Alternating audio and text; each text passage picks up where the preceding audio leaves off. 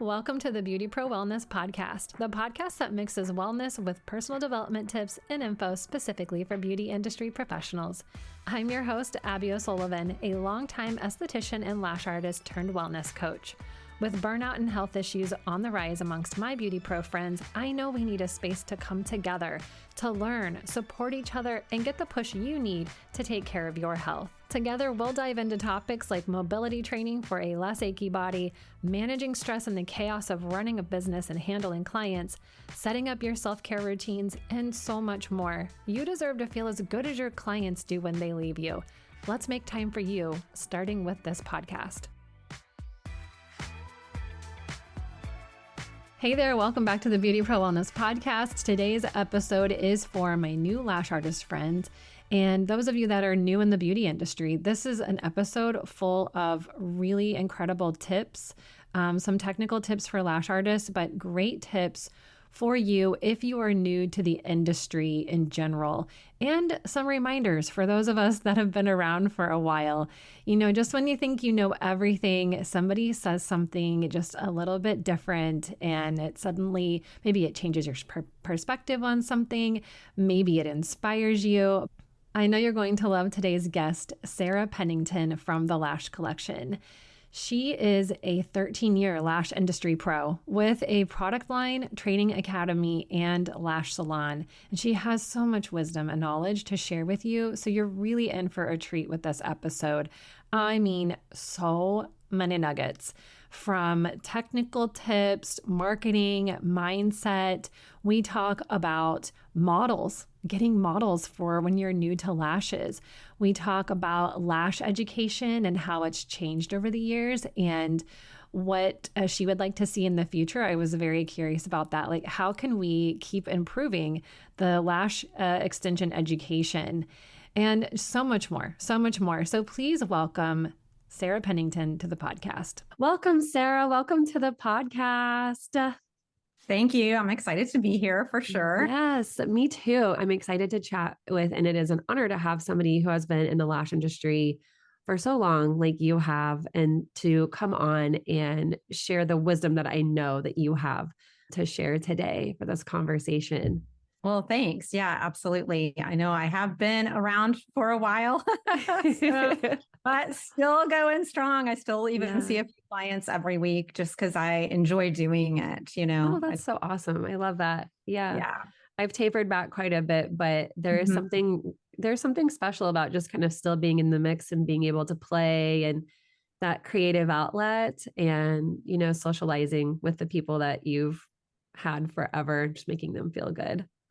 For sure. I know, like connecting with your clients. I just love one of my favorite things is just all the different people that there's people that I would probably never naturally come into contact with and have conversations with that I've gotten to know and have interesting conversations with, and just the variety of women that come in. It's really satisfying. I love it. Yeah, I agree.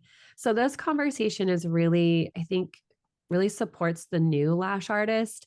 Okay. And some of the very common challenges that we all go through. Like, I can still remember the newbie days, and it is amazing to have somebody that's been as deep in the industry as you have been. I mean, having a product line, still seeing clients and being an educator for so many years. And I would love for you to share some of your background with the listeners. Sure. Yeah. So I'm actually a third generation beauty industry person. So cool. I love that. My grandma had a little hair salon in what she called her breezeway in Illinois, where I grew up. And then my mom had a hair salon in the basement. And then I started doing lashes in 2008 in my spare bedroom. Oh, I love it. So I started at home as well, like a lot of artists do. I mean, when you're brand new, it sometimes makes sense if you're not bringing any money in to just do your practice models at home. And so that's exactly what I did back in 2008. I have a big makeup background as well. So I was a makeup artist before I got into doing lashes. And then in 2008, when I learned about lashes, I signed up for a class. Back then, there was maybe 2 to 3 brands to train with, and it was really expensive. I had to buy a kit that was I think $1,900 just for the kit. Oh, wow. And take the class. And there weren't even enough people to take the class that they had to reschedule my class because no one else had signed up for it. That was just really new. Nobody really knew about it yet. And, but I was just totally obsessed with it. It was back before Facebook groups even. There was actually like back when the internet had forums. I don't know if you remember that. Yeah.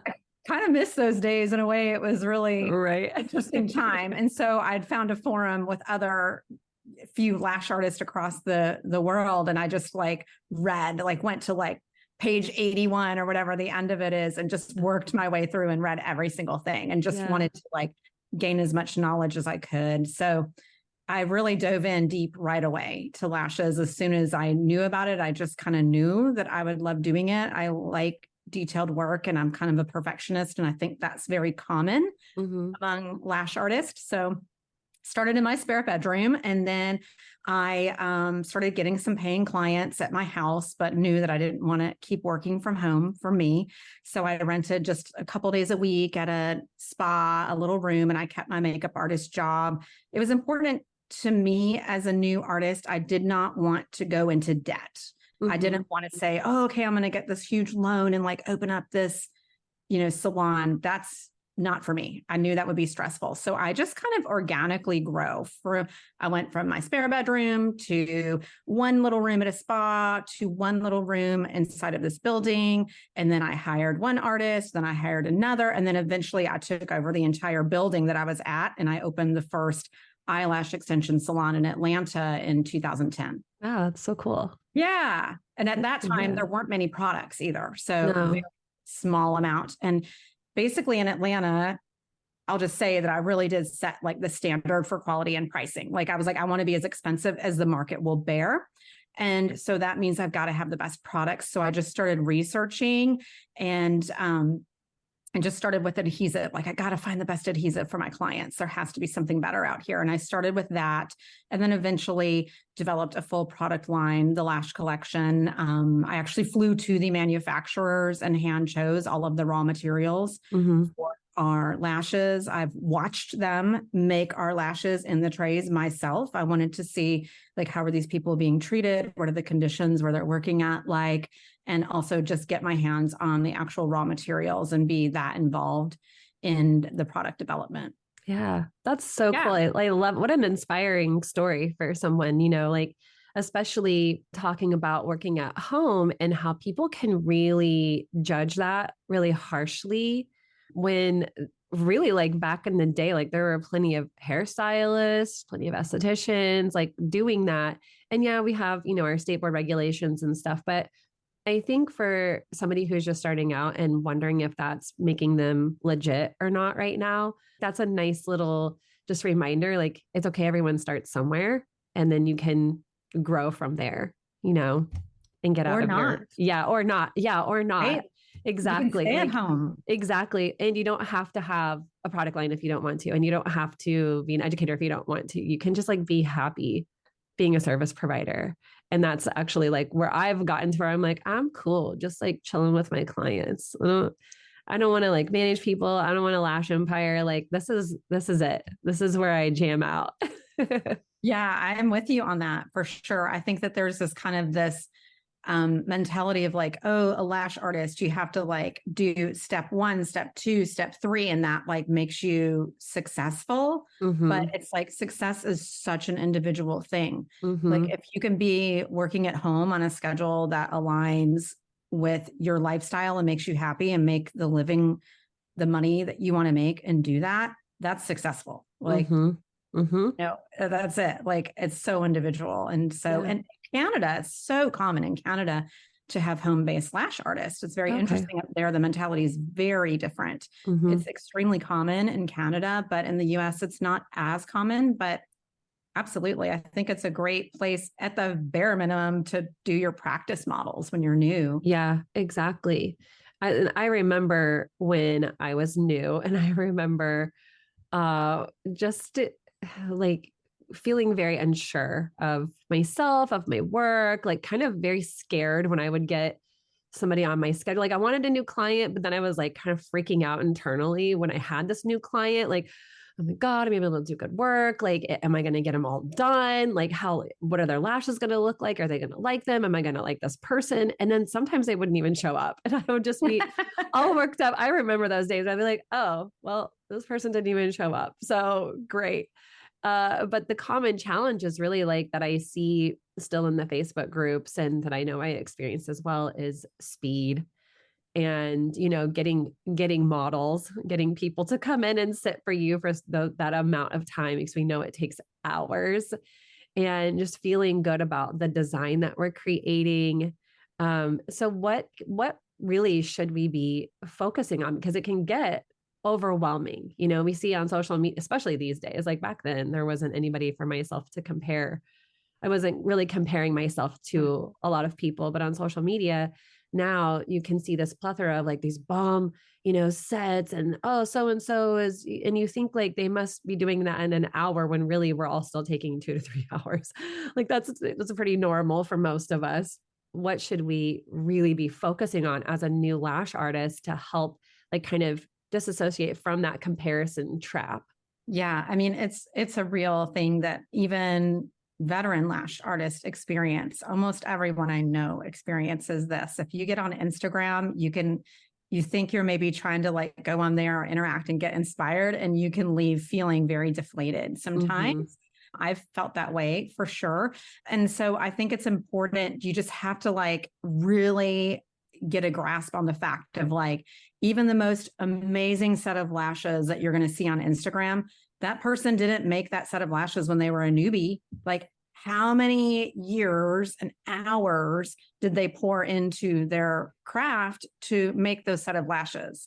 Well, if you haven't done that yet, then it's unrealistic to expect yourself to do that. And it's just so hard with social media. Back before social media was so big, it was the demands weren't there of feeling like, oh, I have to like make this and make this awesome and all of that. It's like you really were competing more against yourself when you're not looking at social media. But when you get on social media, it's just a it's like a beast.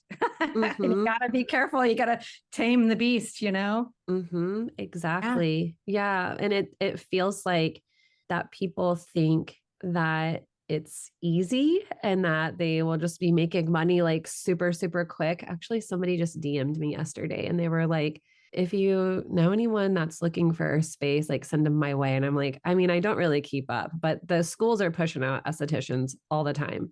Yeah. And they do teach extensions around here. I think it's a pro and it's a con because she also said that finding a good lash person is like finding a unicorn or something. And I'm like, yeah, there's a lot of new people out there. And there's a lot of people that are just taking what they learned in school, which isn't always taught by like a person who has experience. It's maybe taught by like a video or something like that. And they think it's just, and I wasn't going to carry on the conversation because I wasn't interested in doing that. But my thoughts were like, people think it's easy and it's an easy way to make money and it looks fun. So I should just be able to do it right away. Like everybody else can. I mean, this person's doing it on TikTok. I could just watch these TikToks and do it too. And the truth is that it does take some fine motor skills that have to be practiced and practiced and practiced over and over again for you to gain that like speed and skill. Absolutely. I always say there's no tips or tricks in the entire world that will ever take the place of hours logged in doing lashes. Like you have to put in the hours. And if you don't, it doesn't matter what tip or trick or cool thing that you learn. If you don't have the experience and your hands and coordination aren't there yet, then it doesn't really help. It's just a matter of doing the work. There's no shortcut. It's just experience. There's no big mystery, actually. It's like, it's just experience. It's not your adhesive. It's not the lashes. It's not the tools. It's like you just like picking something and doing it. Yeah. And doing it over and over and over. But I will say something that I really preach to my students and teach them about is like doing lashes is hard for sure. And it takes a long time. Like for me personally, when I was new, I practiced for 3 months straight, probably 5 or 6 days a week before I even took a paying client. Because I had another job and I was just super motivated. And I just thought, I can't have any excuses for why my work isn't good enough. So I have to like push myself to get good enough to take paying clients that I can feel proud of. And still, even then, it really took me a year to be happy with my work. And that was when we only had classic. So just doing classics for a year straight.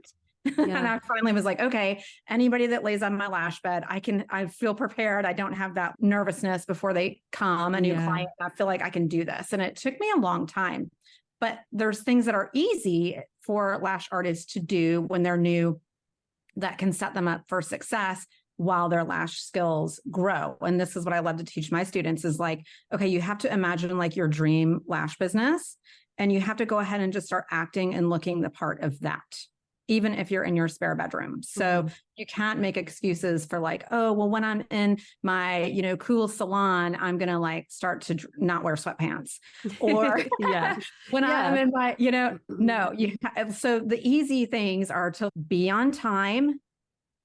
That's half of it right there. Half of it is being on time for every single client, being super professional, positioning yourself as like the authority to your client while still being there friendly, but it's like, you're not like best buddies. You're the provider, and you want them to think of you as like, I want my clients to be like, oh, Sarah knows what's up with anything beauty related. I'm going to ask Sarah, and I trust her position or opinion on that. And so like setting yourself up to look and act the part and give your customers amazing experience and create a beautiful, clean environment and run everything perfectly on time. If you can just do that from day one while your lash skills are growing, you can actually develop a clientele pretty easily. Not easily. It's not the right word. Nothing is easy in the lash industry, but those are things that people overlook sometimes because they're so focused on their lash work. But those are the things that actually clients notice, all of those things. More than lashes sometimes. I mean, we've all touched up over lash work before where we're like, oh God, what is this mess? And the client was happy with it. Yes. Oh my gosh. Yes. That's such a good point. Lashes, right? Yes. I mean, that whole, just everything you just said, it was reminding me of like my early days. In my early days I was like one of 4 people in town doing lashes. So it's not like there was a lot to choose from. But when I think about like, wow, those people really stuck with me and they really seemed to believe in what I was doing. And, they gave me the feedback that I needed to make my work better. And I didn't take it, like so personally that I couldn't function. I was like, oh my God, right. I should have done both. I should have done that on both eyes or whatever. And I think that probably helped lend to some of the successes because I was trying to show up in that like professional way and still learn while I was practicing my skill. So like, what more could you be learning about being a professional or business or lashes in general? And especially with social media now, when you don't maybe have a lot of work to show, you could still be showing off your expertise by just spitting out lash facts for your clients. They don't know that you're also new to this. They know that you have some knowledge and like you can still teach the people that you want to come into you, and you can, like you said, put yourself in that expert position. So I just love that whole thing. I mean, more than they do. So exactly, you are the expert. You have to act like it. And it can be hard at first, I mean, that's the thing is like, especially if you work for yourself, like you just have so many experiences that will be brand new to you, dealing with people. And so, if you just always act the professional, you're going to be okay, even no matter how stressful it is. But, additionally, I'll add a little more if that's okay. Yeah, of course. Additionally, I think something really important for new artists to do. So like, that's my roadmap for success when I'm training people is like, okay, that aspect of your business is huge. Like you have to treat it like a real business. Even if you work for someone else, like you still want to be like the best in customer service and everything, communication with your clients. But then also it's like, if an artist is new, like you're not getting on huge sets of lashes if you're doing it right. And you shouldn't. Like if you're brand new, you might only be getting 40 lashes per eye on at first. And that's okay because you have to focus on building that perfect foundation of like the quality, placement, adhesive control. All of those things, that foundation. And so it's important when you're new to be mindful of what you can deliver to your clients and only market as doing very natural lashes. Yeah. So you can start when you're newer by marketing, doing demi sets of lashes, or trying to really reach those clients that are scared of what they see out on the street. Like, I know exactly what you mean. that client. There's women out there that think eyelash extensions look a certain way. Yeah. And they would love eyelash extensions if they were done in a very natural way. Yeah. And so trying to like reach those people, you can actually provide those people what they're looking for. And it's a win-win for both of them. That's a really golden marketing tip right there. Yeah. To anyone listening, like that is a really great way to shift your possible insecurity around your skill level. And while you're building, how that question of like, how do I get clients? Like that is such a great way to go about it. I love that. So thank you for of course. Yeah. It's like, thank you for sharing that. Yeah. Especially in the way that you framed that. I would have never have thought of it that way when I was new. You know, we're just trying to like we get caught in that, like, I want to be able to give everybody exactly what they want, or I want to be able to do this like mega volume or like whatever I see on Instagram. When you're new, that's just not going to be the case unless you are some sort of extraordinary unicorn and you just picked up on it like crazy fast, which is not unheard of. But most of us are, you know, on the struggle bus a little bit. And I have always thought as well that to focus on, because I have been an educator for a short stint, but like focusing on the quality of your work over the quantity and speed at which you're getting it done is so much more valuable to you in the end, because it all grows together, but then you're going to be doing quality work faster and not just shit work fast. Yes. Oh my God, that's everything. Yeah. If you don't have that foundation. So like when I had my salon, I would actually put our brand new artists. Back then, there weren't people that knew how to do eyelash extensions. So I had to train everyone myself. And they pretty much went through a 1-year apprenticeship to get up to speed. We were charging top dollar for services at our salon. And so it took them quite a while to be able to deliver that result. And it was like, you know, the main thing for new artists is like making sure that they don't have stickies, saving enough time to check their work, and also lifted bases, like make sure the base of the extension is down. Like just those two things. If you're a new artist, if you can focus on those when it comes to doing the lashes, less of those each time. You're not going to have 0 of those when you're brand new. But if you're always striving to have less of those, your work is going to improve. And then, like you were saying, Abby, like then the speed comes. Yeah. This comes later. But if the speed is built on a rocky foundation, it's never, you're not going to get very far. Yeah. Yeah. Your work's not going to be solid. Your retention will be crap. And I mean, and you'll probably feel like you're going through a revolving door of clients all the time, because people will they'll give you so many times. And even like I've gone through retention issues myself, and I've had people that love me, but if the lashes aren't lasting, it's frustrating for everybody. And I don't blame them for not wanting to pay for something that sucked. So I had to figure it out. It was when I was in a suite and the heat, like the vent was open too big and the heat was ridiculous in my room. Like I would come in and my stuff would just be so hot. I was like, this is boiling my adhesive. It was just ridiculous. And so we had to tinker with that. And it was just like, I loved being in my suite, but that is like the biggest problem, is not being able to have control over the environment. You can just only do so much. And I had been doing lashes for almost 10 years at that point. And I was just in a new location. And it doesn't matter if your lashes aren't lasting, people eventually going to be like, meh. And it wasn't everybody. Some of, they'll stick through it while you figure stuff out. But I did have a couple of people where I was like, I'm not really sure if it's me or you, but I'm definitely going to try to figure out what I'm doing. And that's just that fact. But back to what you were saying is, yes, like the quality is so important. And so that brings me to the next point that I see people struggle with is getting models. We really want clients, right? Like we want those paying clients, but we know we kind of have to go through that model phase first.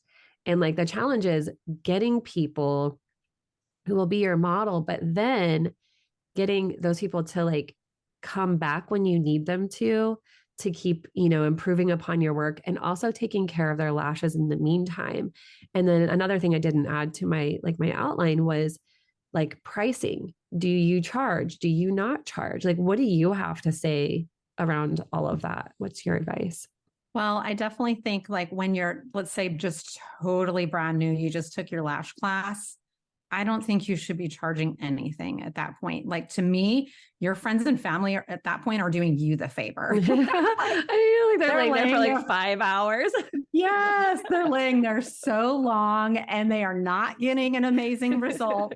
And that's okay. You have to be cool with that as the lash, like you have to accept that when you're new. It's a humbling experience of like, oh, I want to do this, but you can't. You're not giving them anything that they would pay money for. So you have to be appreciative and, maybe have the conversation with your close friends and family and just say, look, I need your support over the next, 6 to 8 weeks. I'm going to be asking you to come in as often as possible because I really want to learn this skill and it takes a lot of repetition and I'm not ready to charge yet. And would you be able to help support me in that way? So I think like getting a commitment out of them and help letting them understand how meaningful it is that they're coming to you in advance can really help manage their expectations. Mm-hmm. Because if it's just like, oh, do you want to try some lashes? I've learned this thing. And then they come and it's, whatever. And then maybe they come back. I mean, you could have your models come in every week. Like when you're new, it's not like they're going to 3 week. If you're only starting with 25 lashes per eye, they're not going to go for a 3-week touch up anyway. Right? Yeah. So you could have them come in next week, like come in next week and let me add more before you've shed lashes and just, you have to get like so much repetition. When I was training people at my salon, they had to do like 4 days a week minimum. It's not like, oh, cram 4 people in one day. No, you need to do 4 different days, even 5 or 6 if you can to get the repetition. Yeah. And I think like it could be overwhelming, like time wise, but it's okay to give yourself a time limit too. And just do what you can in that time and not make like every session a 5-hour.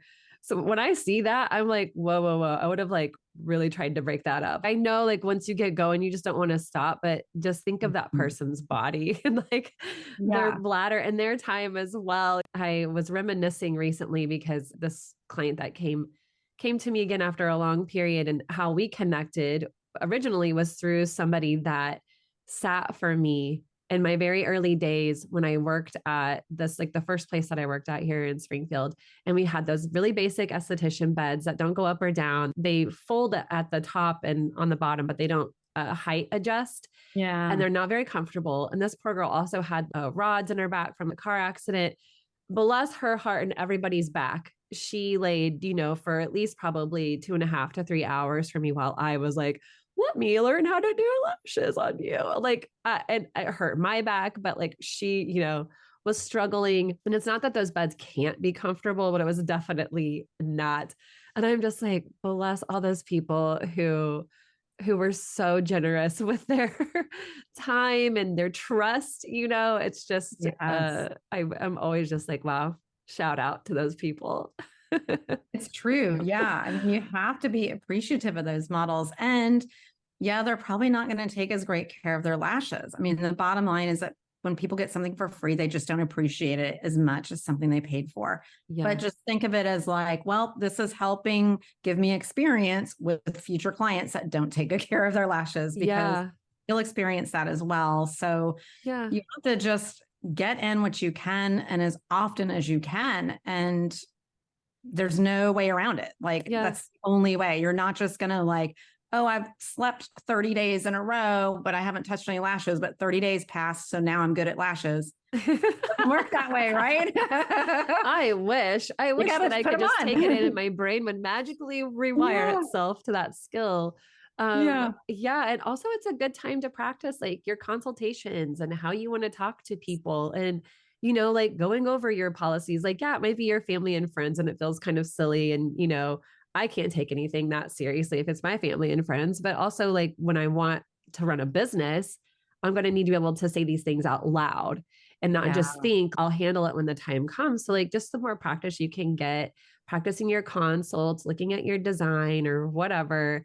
I mean, it is not that you have to focus on that in the beginning. You know, just focus on like doing some lashes, but it's another thing that you can be practicing doing with your friends, with people you're comfortable with.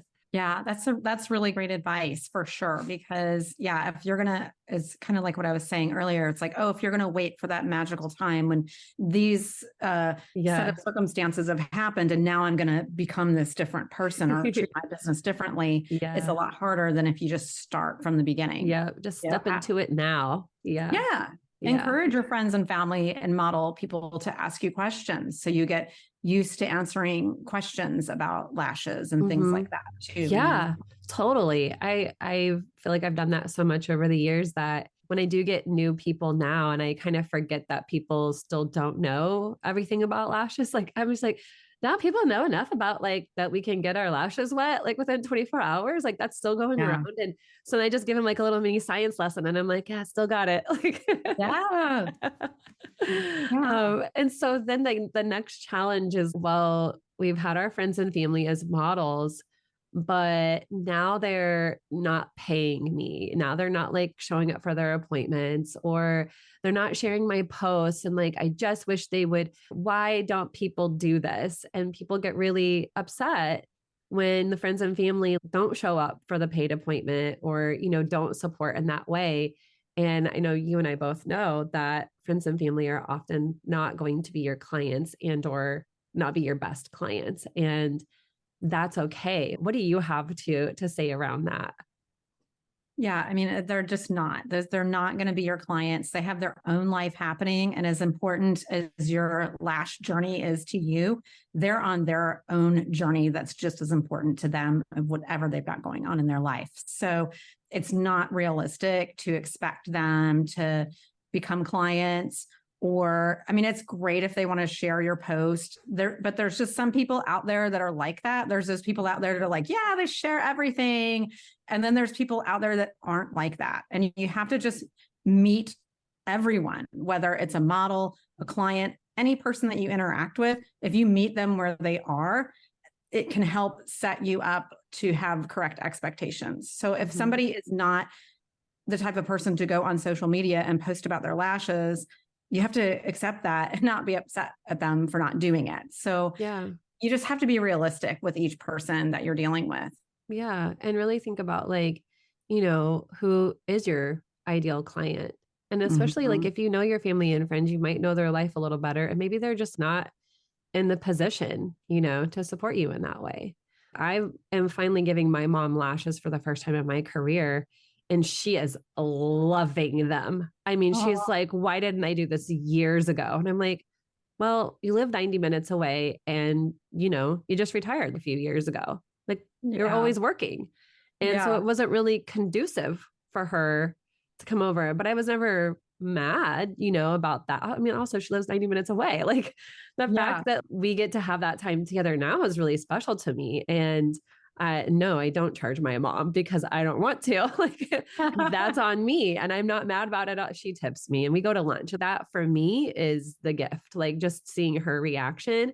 Now, would I be like that with everyone? No, I'm going to charge my friends. You learn too along the way that it's best to not create a cause for what might be like resentment or, you know, weirdness in those relationships. So just kind of separate that business and personal aspect. I know that people can, you know, like your aunt or your cousin or whatever is coming in and they're not paying full price and they're bitching about this and that, and you're getting angry about it. Well, okay, look in the mirror and let's fix this. You know, like who let that happen? You did. Yeah, absolutely. So you're going to be mad about it. Now you got to fix it. Well, it seems to me like things just kind of naturally go the direction they're supposed to anyways, in general in life. So it's like eventually you'll get so busy that once you build a regular clientele, that it's like those friends and family that might eventually be paying like discounted prices for lashes. It's like, you're going to get too busy to get them in anyways, and they're going to kind of just fall off. So that kind of just happens naturally. Yeah, I agree. And the same with clients that aren't a good fit. Eventually they just work themselves out, and that's okay. And I know it can feel really disheartening, or I don't know, the end of the world if people leave you or whatever, but that doesn't mean it was really about you or anything. It just means that you now have space for somebody who is a better fit, who is a good fit, who might be the most loyal client you ever had. And it's okay. There's plenty to go around. There's always new people out there. So many new people that you can put lashes on. So yeah, absolutely. Yeah. So having been in the lash industry as long as you have, and being an educator, I mean, you were training people from the get-go. What are some of the more, like, this is just kind of a personal curiosity of myself, but what are some of the more poignant, like, changes that you've seen in lash and lash education over the years? Well, I mean, definitely back, when I first started doing lashes, there really was no continuing education whatsoever. It just didn't exist. Like, there was we'll call it advanced class with one of the big brands. But yes, then I learned, I learned that they're there with the newbies at the beginner class at the same time. So there really wasn't any like dedicated courses that gave people advanced education. And now, of course, it's like, it's gone completely swung the other direction. And there's just a huge array of continuing education classes, from retention to styling to this, to that, to anything that you can think of. There's so much continuing education opportunities out there available. And I think that's great. But I sometimes have seen newer artists where they think, oh, I'm just going to hop from class to class to class, and then something's going to unlock and I'm going to be great. But you have to still put in those hours. Like, continuing education is awesome, and everyone should always continue and strive to learn. But if you're brand new to lashes, just give yourself some time focusing on those fundamentals. And then once you feel super solid and confident and great about your work, then start exploring more of the other advanced educations. Yeah, the integration I think integration is really important. And one of my favorite quotes that I've heard in the last few years was like, knowledge isn't power, applied knowledge is power. Like, you have to, it's not just like hearing it and getting it and like, cool. It's actually going and then applying that and putting it to use. So yeah, I was never much of as much as I guess maybe I would have liked to have been at some point, I was not much of a certification collector. Probably because I went from volume and then into being a trainer within like the next year or so. And that was huge. That helped me refine so much, just being around all these other people who were going to be educators too, and getting access to that kind of behind the scenes thing and then I moved to Nashville for a little bit. One of the places that I worked, the demographic was so varied that I got so much experience on different types of lashes and styling and people. And that was just real life experience. And now you can take courses on, all of these things, but that didn't actually exist then that I know of specifically. So it was just like real life experience. So nothing beats that. Like, nothing does. Like, that's a very great point about like applying the knowledge, because I mean, I'm definitely guilty of that. Not necessarily with the lash class. Same. Anything. Same. Like, I read this whole thing or watch this podcast, and then I'm like, cool. And then it's like, I'm right back into like a regular thing that I always do. Like, it's hard to break habits. Absolutely. And so it takes a lot of self-control to like make yourself apply new knowledge to your practice in any way. Yeah. Oh, I totally agree. And it's just something that I have to remind myself of as well, because it's easy, especially, I mean, I've moved into like the coaching, health and fitness coaching and all of that. And just like the coaching world in general, it can make you feel like you don't have the answer yet.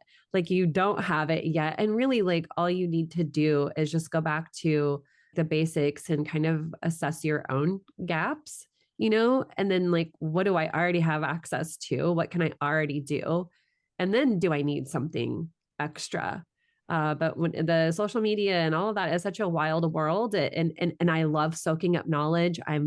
That's what I love podcasts for. Instead of buying every course, like I'm just like, is there a podcast I can listen to and be inspired? I've invested a lot, and I'm like, sometimes the answers are already within.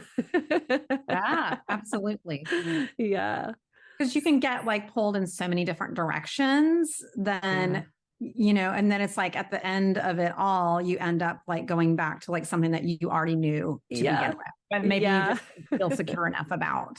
Yeah, sure. And that's great. Like it's sometimes just part of our own little evolution and trying things out, and that's like, there's nothing wrong with any of that. So what do you think that we could still improve upon when it comes to lash education? I mean, one thing that I see is those like short 1-day lash courses that are going to teach you classic, hybrid, volume all in one day. Like I just can't get on board with that. Yeah. It's, I mean, my beginner class is 3 days, and honestly, I want it to be like 8. Yeah. I was going to say the little mind blown emoji comes to mind whenever I hear that type of thing, because I know like I was literally 2 people in my very first class, and it was 1 day, and the knowledge portion was great. Like I understood that, but then the actual practice part, my model ended up having to go to the bathroom, and then it was just like sort of over, and I in no way, shape, or form felt ready for anything. I was like, I really feel like I could have come back for like some extra time on that. Yeah. So I do agree. I mean, anything is possible. Like, I'm not going to say it's impossible. Yeah. I will say that the more practice someone can have with an educator helping them, the more set up for success they are. That's all there is to it. Like, it just requires so much detail. And I think people are shocked when they learn how to do lashes, how in-depth of a procedure it is. And so to have someone helping you for more than one model can really set up a student for success. Like they have to understand the basics. Yeah. And I agree. Know what to look for, Yeah. Even just the smallest, like you adjusting their hand while they're doing something is huge, and being able to be there in person for that. And I live in an area where, gosh, traditionally there has just been less available in-person education here when it comes to lashes. I went to Kansas City, that's only a few hours away, but then I flew to Seattle twice. Like, I mean, that just happened to be where the things that I wanted to go were, and I had to get out of the state of Missouri for that. I don't think that's like that now here, but people just really get stuck in this, like, well, I can just learn it online. And I just think the in-person hands-on is so valuable, because you just don't know what like a small tweak in, like I said, like hand placement could do for you, or seeing how somebody holds their tweezer and just showing them a different way to hold their tweezer, or the under eye pad placement. My God. I mean, like some of the scariest moments for everyone, like what is happening? The person's blinking. Oh my gosh, how do I do this? So it's just, I agree. Yeah, the gel pads are, those are like, I remember when I was brand new, I picked a model, a good friend of mine, and she had like super high cheekbones and kind of like a more puffy-ish eye. Yeah. And put the pad on, and it was like every time she closed it, just went right up into I know exactly what you mean. What do I do? Like, I can't. I swear I spent 25 minutes putting the gel pads on. Yeah, I wasn't charging or anything yet. I was still in practice mode at the beginning, but I just had this moment of like, I can't do this. Like, I don't think if I can't put the gel pads on, how am I going to put the lashes on? Yeah. So having someone to help you through that, and just the ongoing support, like doing lashes can be a lonely business, a lonely endeavor. And so having an educator that cares about you, that's going to give you that continuing education and support and help you through those challenging times is priceless to me. Yeah, I agree.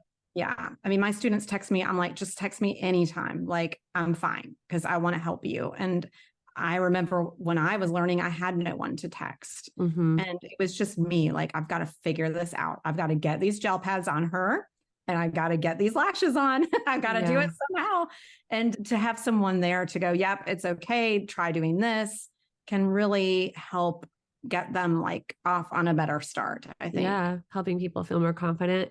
And And I would say like, those are some really good points to look for. If you're listening and you've already started doing lashes, but you're, maybe you want some continuing education, like looking for those types of add-ons with whatever you're investing in, like look for something that's really worth it and not just the cheapest thing. Like maybe you have to save up a little bit longer for it, but you can still practice what you're doing in the meantime.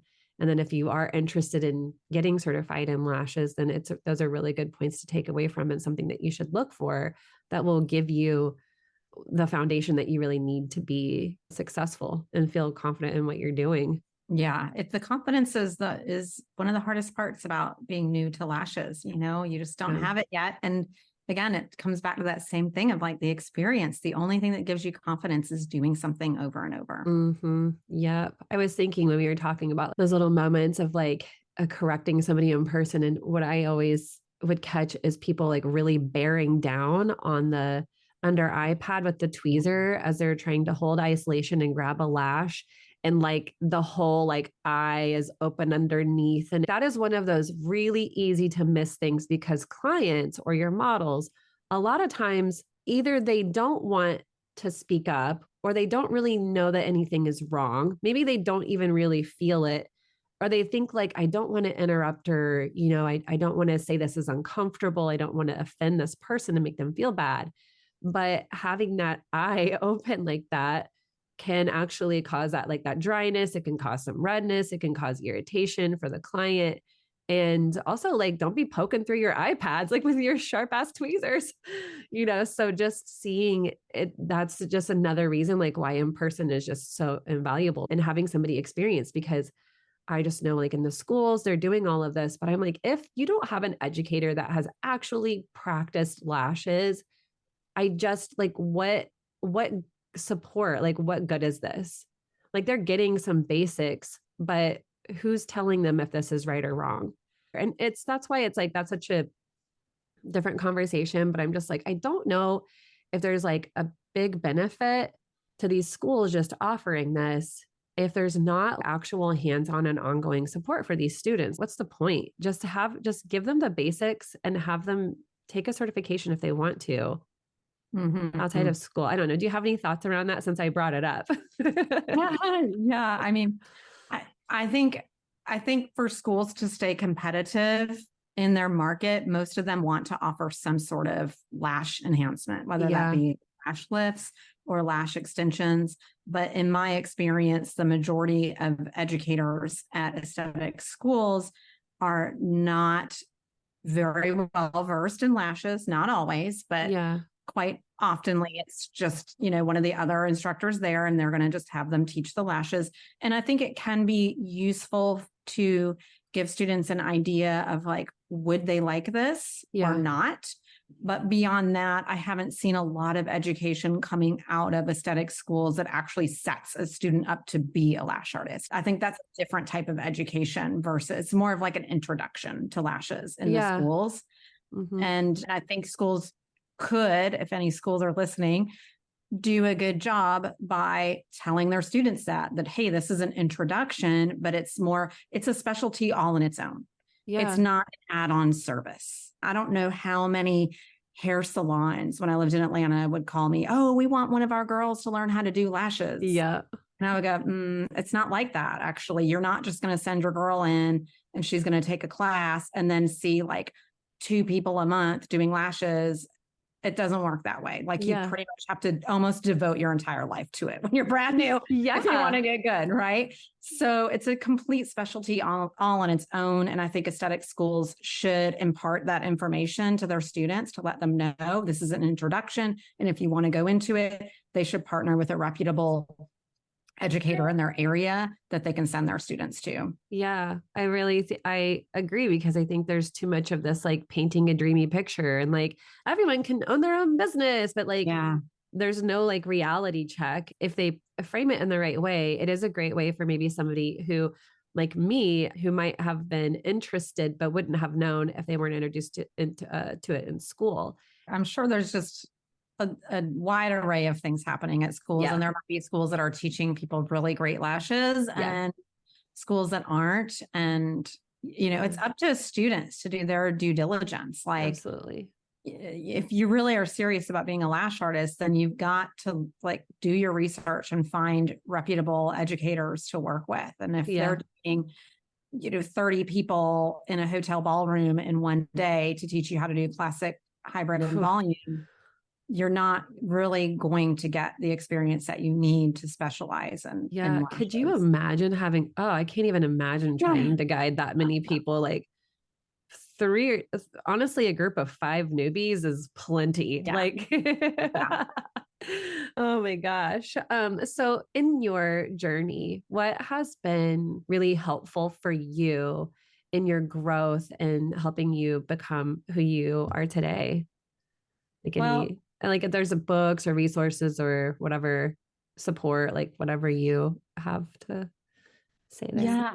I mean, honestly, I think a big part of it is just not giving up and having a problem-solving attitude is so important. Yeah. Because when it's you and your model or you and your client alone in that room, you've got to find a way to make things work. And so I think having extreme patience is really important to becoming a great lash artist, being patient and just being dedicated to the standards. If you're just 100% dedicated to doing quality work, everything else will come. Speed will come, clients will come, everything will work itself out. And so that was just kind of for me from day one. I knew it was okay, I'm not cutting a single corner. I'm going to give my 100% to do the very best that I can every time. And that's just something tried and true in life. You can't go wrong with that. And the same applies to lashes. So I think that's really the biggest part of it is just managing expectations and, any new thing that comes about, new service, new trend, make sure whatever you're doing aligns with your ethics. Yeah. So that too. Yeah, absolutely. Right. So just sticking with quality, you can't go wrong. Yeah. It sounds like, do you feel like you have quite a bit of patience and grace with yourself? Not always. No, absolutely not. So I'm way harder on myself than I would be with anyone else, of course, as most people are. So no, but I've gotten better. So I think this is the thing too, of learning lashes or owning a business, anything like that. It's these valuable lessons that you learn. Managing people. Oh my God, I learned so much. I mean, I knew nothing about that. No one in my family has ever owned a business. No one has college degrees. I come from pretty humble, basic background, and I made an amazing business. And I had to just figure that out along the way. That teaches you to become more patient with yourself, because if you aren't, the stress levels are just going to be too much. So you have to learn to let things roll off your back a little bit that maybe you wouldn't have before. Yeah, I agree. Yeah. I mean, you obviously have a really powerful growth mindset, growth oriented mindset. And it does sound like you must have learned a lesson or two along the way, because I think also it's easy to say have patience, but are we actually patient with ourselves, or are we patient with the other people or the situation? And then what are we doing afterwards? Are we crying? Are we whining about it? Are we complaining? And I see a lot of this on Facebook groups, and people are just I'm just so upset with myself. And it's whoa. No, you don't, valid, but really, lashes, I've always said lashes takes patience, persistence, practice, and more patience, or more practice, or whatever one I decide to repeat, because that's really what it is. But I've also had to learn over the years, we also have to extend that to ourselves a little bit as we're trying to learn and grow and figure things out. And I mean, you've said, it can be a lonely world as a business owner too. And you just have to hold on to your own dreams and believe in yourself, just enough, and not beat yourself up every time a client doesn't like what you do, as hard as it can be. We just have to not take all of that stuff so personally, but okay, well, what can I do better the next time? Absolutely. People talk about like the North Star principle, and so it's like, if I know when I'm learning lashes that it's like my North Star is perfect isolation, adhesive control, placement. Those are my three things that I just harp on my students about. You have to get those down. And so if you, no matter what your day was and challenges that came about your day, if you know like, yeah, but I was dedicated to doing those things correctly. Did it go perfectly? Maybe not, but I know that that's what I'm dedicated to doing. Then it's okay. You have to remind yourself of, I'm on this path, and progress is incremental. It's not, you're going to basically make progress one lash at a time. Yeah. That's a lot of lashes. Quote. Each one you put on is like, an opportunity to like focus on your fundamentals. And that's how you get better. And that's, I think, where the patience comes from, is reminding yourself of that. Yeah. Like that is really lovely. And I just want to thank you again for sharing so much wisdom, and congratulations. I don't know if you really need it, but like, congratulations on just like being in the industry this long and your success, and still being here and still wanting to show up with an obvious passion for helping people be successful in this business, because it can also be a revolving door of lash artists. But I appreciate your time today.